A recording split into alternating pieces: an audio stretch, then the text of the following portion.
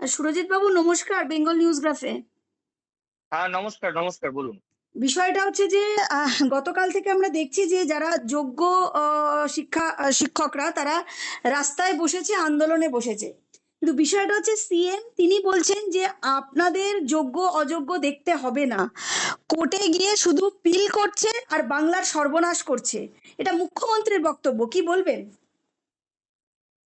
হ্যাঁ, বাংলায় কয়েকটা লোক আছে আপনারা জানেন, টিচারদের চাকরি খাওয়ার জন্য, গভর্নমেন্ট সার্ভিস খাওয়ার জন্য, যে কোনো ব্যাপারে কথায় কথায় জনগণের কাজ করে না, ওদের ভোট চাই না, ওরা কোর্টে গিয়ে শুধু পিল খায়, পিল খায় আর পিল করে, পিআইএল করে করে বাংলার সর্বনাশ করছে। এর জন্য কোর্ট দায়ী নয়, দায়ী যারা যারা মুখে কথা বলে বড় বড়, যারা কোনোদিন কিছু মানুষের জন্য করে না। আমরা চাকরি দেব আর ওরা চাকরি খাবে। আমি পরিষ্কার বলছি, শিক্ষক শিক্ষিকারা যারা বসে আছেন গতকাল থেকে, কেন বসে আছেন এই গরমের মধ্যে কষ্ট করে? আপনারা স্কুলে যান। আমি তো আপনাদের বলেছি, সুপ্রিম কোর্টে আপনাদের টাকা বন্ধ করে দিয়েছিল, চাকরি বাতিল করে দিয়েছিল, কিন্তু আমরা তো রিভিউ পিটিশন করেছিলাম এবং তাতে তো আমরা বলেছি যে আপনারা মাইনে পাবেন এবং সিস্টেম অনুযায়ী মাইনে আপনাদের কাছে চলে যাবে। এর জন্য কারো প্ররোচনা দেওয়ার দরকার নেই, দাঙ্গা করার দরকার নেই, উত্তেজনা করবার দরকার নেই। আর গ্রুপ সিডি যেটা বাতিল হয়েছে, আমরা আইনজীবীদের সাথে পরামর্শ করে বাদবাকিটাও আমরা নিশ্চয়ই আবার দরকার হলে রিভিউয়ে যাব, এইটুকু বিশ্বাস আমাদের উপর করতে পারেন। যারা আপনাদের চাকরি খেয়েছে তাদের উপর ভরসা করবেন না, যারা চাকরি ফিরিয়ে দিয়েছে তাদের উপর ভরসা করুন, আর যারা আগামী দিনও ফিরিয়ে দিতে পারে তাদের উপর ভরসা করুন। আইন আমাদের মানতে হয়, আইন মেনে চলতে হয়, আবার আইনে মনে রাখবেন আইনও যেমন আছে, আইন আবার পথও খুলে দেয়। সুতরাং আপনাদের চিন্তা করার কোনো কারণ নেই। আমি তো নিশ্চয়ই চাইব না আমার রাজ্যে বেকার বাড়ুক। এরা কারা আমি জিজ্ঞেস করতে চাই। একবার ভাবতে লজ্জা করছে না যে মানুষের চাকরিগুলো করার আগে তার একটা পরিবার আছে, তার সন্তান আছে, সে বাড়ি করেছে, ব্যাংকের লোন নিয়ে কি করে শোধ করবে? একবার চিন্তা করে দেখবেন না? রাজনীতি করতে গেলে শুধু দানবিক মুখ, মানবিক মুখটা কোথায় যাবে? মানবিক মুখের আজকে সবচেয়ে বেশি প্রয়োজন। আর শিক্ষক শিক্ষিকারা আমি বলি, আপনারা নিশ্চিন্তে স্কুলে গিয়ে ক্লাস করুন, আপনাদের মাইনে নিয়ে ভাবতে হবে না। আইনের মধ্যে থেকেই রাজ্য সরকার আপনাদের কাজ করে দেবে। আপনি এ না বি এটা কোর্ট ঠিক করবে, আমরা নই। কিন্তু আপনাদের মনে রাখতে হবে, যে যেখানে চাকরি করছেন চাকরিতে ফিরে যান। টাকা কিন্তু ওই যারা আপনাদের ওস্কাচ্ছে তারা দেবে না, মাইনে কিন্তু গভর্নমেন্ট দেবে। আপনার এই প্রশ্নটা শুনে আমি খুব মানে কি বলবো, খুব আনন্দও পাচ্ছি, আবার খুব অভিমানও হচ্ছে। তার আমার অভিমানের সুর দিয়ে একটা কথা বলতে চাইছি। নিতান্তই এই বক্তব্য আমার ব্যক্তিগত, এবং I am solely responsible for my own comment. Channel কর্তৃপক্ষ কোনোভাবে দায়ী নয়। মমতা ব্যানার্জি দম থাকলে আমার এগেনস্টে কন্টেম্প করুক, ঠিক আছে? মমতা ব্যানার্জি দম থাকলে আমার এগেনস্টে কেস ফাইল করুক। এটা মমতা ব্যানার্জিকে চ্যালেঞ্জ করছি, chief minister of West Bengal Mamata Banerjee. আমি আপনাকে চ্যালেঞ্জ করে কয়েক অভিনয়ের সুরে, অভিনয়ের গলায়, বা বলতে পারেন অভিনয় কেন করছি জানেন তো? কারণ আমি যেটা বলছি সেটা আমার মনের কথা নয়, এটা অভিমানের কথা। তার জন্যই আমি কিছু কথা বলতে চাইছি। প্রথম কথা, আমি চাই যা হচ্ছে পশ্চিমবঙ্গবাসীর এটাই প্রাপ্য। নাম্বার ওয়ান, পশ্চিমবঙ্গবাসী এইটারই যোগ্য। নাম্বার টু, আর নাম্বার থ্রি, আগে নাগরিক এবং পশ্চিমবঙ্গবাসী হিসেবে যোগ্য প্রমাণ করুক, পরে তো চাকরি হারা, চাকরিতে যোগ্য অযোগ্য প্রমাণিত হবে বা প্রমাণিত হবে না। প্রমাণিত হওয়ার কোনো চান্স নেই, অন্তত এই যাত্রায় চান্স। মানে আপনি কি পশ্চিমবাংলার আপামর জনগণকে অযোগ্য বলছেন? আমি পশ্চিমবাংলার আপামর জনগণকে, আমি নিজেও একজন বাঙালি, আমি এখন বর্তমানে দিল্লিতে থাকি, আমি সুপ্রিম কোর্টে প্র্যাকটিস করার সূত্রে আমি নিজে একজন বাঙালি হয়ে বলছি, এই পশ্চিমবঙ্গ একদিন ভারতের ম্যাপে যদি, আমি চাই 20 বছর মমতা ব্যানার্জি থাকুক। আমি মমতা ব্যানার্জিকে বলছি, আপনি আর 20টা বছর মমতা ব্যানার্জি চিফ মিনিস্টার হয়ে থাকুন, এবং এটা আমি চাইছি, মন থেকে চাইছি। কারণ এই অভাগা পশ্চিমবঙ্গবাসী অওকাত নেই এর থেকে বেশি, এদের প্রাপ্যও নয়। এদের জন্য মমতা ব্যানার্জি ঠিক আছে, মানে এদের জন্য ভালো কিছু সত্যি সত্যি এদের ভাগ্যে ললাটে নেই। আমি কেন বলছি এই কথা, আমার আমার বক্তব্যের সপক্ষে দুটো যুক্তি। মানে আপনি একদিন এত ভারতবর্ষের বড় কথা বলছেন সমগ্র নাগরিকদের বিরুদ্ধে, মানে তার যদি ভ্যালিড কারণটা বলেন। তার ভ্যালিড কারণ একটাই, ডোল পলিটিক্স। তার ভ্যালিড কারণ একটাই, ভাতা পলিটিক্স। তার ভ্যালিড কারণ একটাই, মদের বোতল দিয়ে একটা ভোট পাওয়া যায়। তার ভ্যালিড কারণ আর একটা, যে একটা এক প্যাকেট বিরিয়ানি খাইয়ে যেখানে ভোট বিক্রি হয়, চাকরি বিক্রি তো খুবই সামান্য কথা। যেখানে এক প্যাকেট বিরিয়ানি দিয়ে ভারত মাতার ভোট বিক্রি হয়, সেখানে পশ্চিমবঙ্গের এই যে 15 কোটি 16 কোটি জনসংখ্যার যে চাকরি থাকবে না, চাকরি বিক্রি হবে না, এটা কি খুব বেশি আনএক্সপেক্টেড? আমার কাছে নয়। আর একটা কথা বলতে চাই, এই ভারতবর্ষের ম্যাপে, যেটা বলতে গিয়ে আপনি ইন্টারাপ্ট করলেন ইন বিটুইন, ভারতবর্ষের ম্যাপে একদিন হবে যে ভারতবর্ষের রাজধানী কি দিল্লি, আর বলা হবে ভারতবর্ষের অন্ত্যেষ্টিক্রিয়ার রাজধানী কি পশ্চিমবঙ্গ। কারণ গোটা ভারতবর্ষের দেখবেন যত শবদেহ দাহ করা হবে, এই আমাদের পশ্চিমবঙ্গ, এই পশ্চিমবঙ্গের প্রতিটা ওয়ার্ডে ওয়ার্ডে শ্মশান হবে একটা করে। তার কারণ কি জানেন তো? কারণ এখানে কোনো জীবিত মানুষ থাকবে না।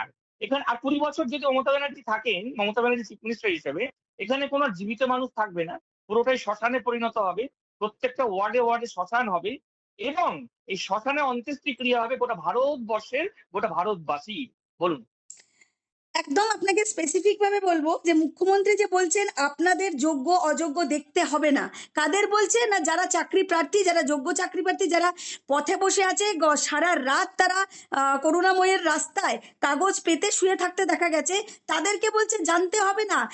গোটা সমগ্র বাংলার মানুষকে বলছে আপনাদের জানতে হবে না কারা অযোগ্য কারা যোগ্য। এই মন্তব্য করছেন মুখ্যমন্ত্রী। হ্যাঁ, তো তাকে আরে তো তাহলে করতেই কারা হবে। জানবে? শুধু সরকার জানবে? না না না, এটা করতেই তো হবে।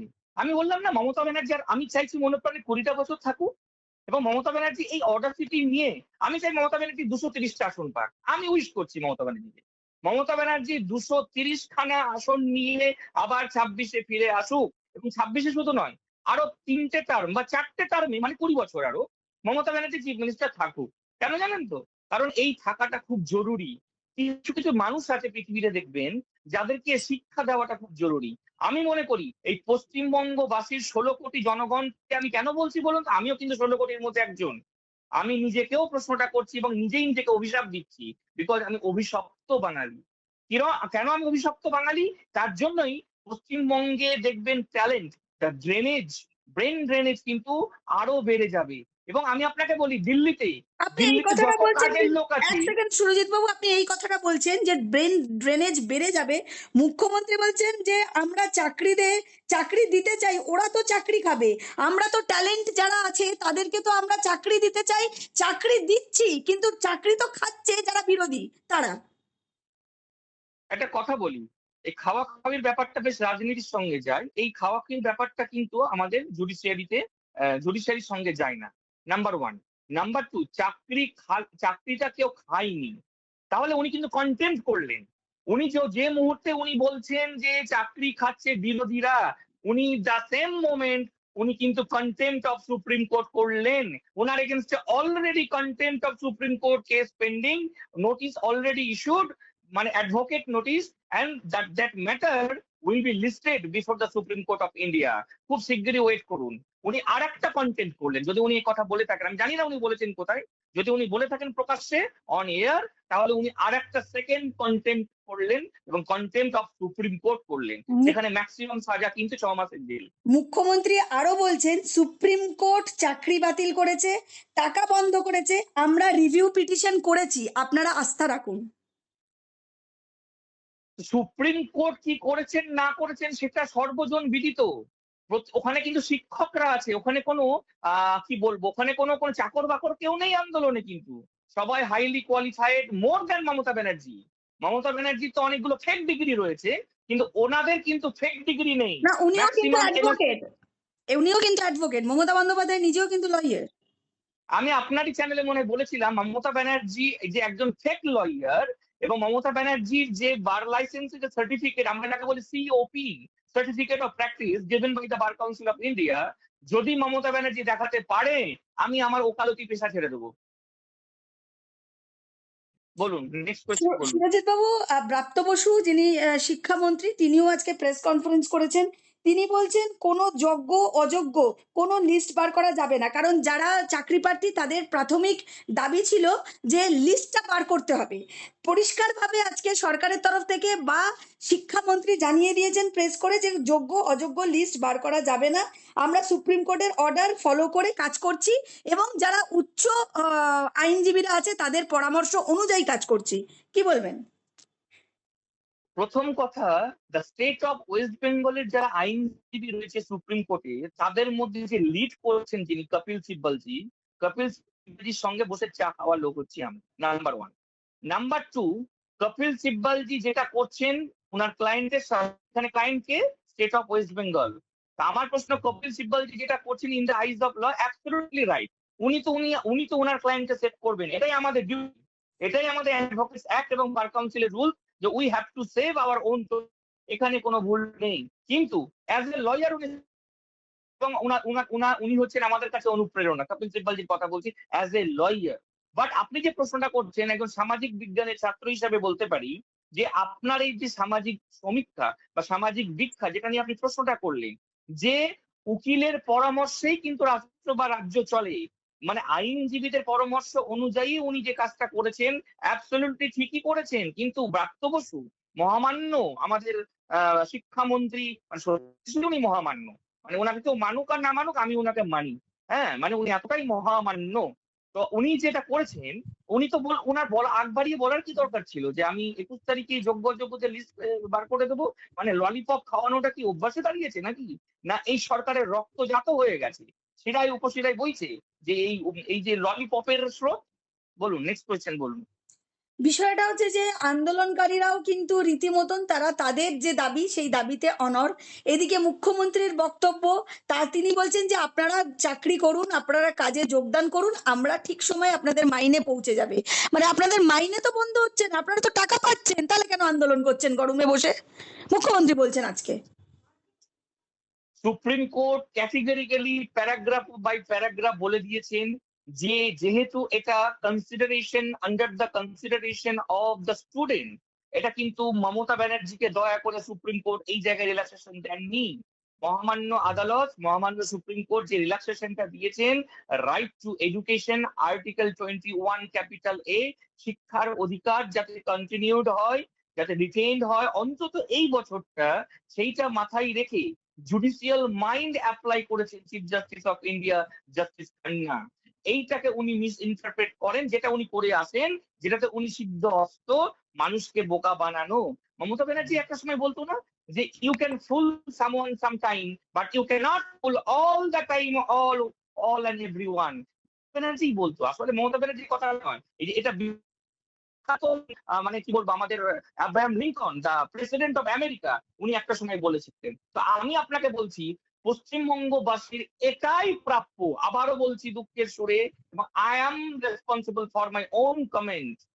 পশ্চিমবঙ্গবাসীর জন্য মমতা ব্যানার্জি যোগ্য, মমতা ব্যানার্জি আরো 20 বছর 230টা কেন 240টা আসন নিয়ে ফিরে আসে। বলুন। অসংখ্য ধন্যবাদ সুরজিৎ বাবু, নমস্কার। নমস্কার, নমস্কার, ভালো থাকবেন।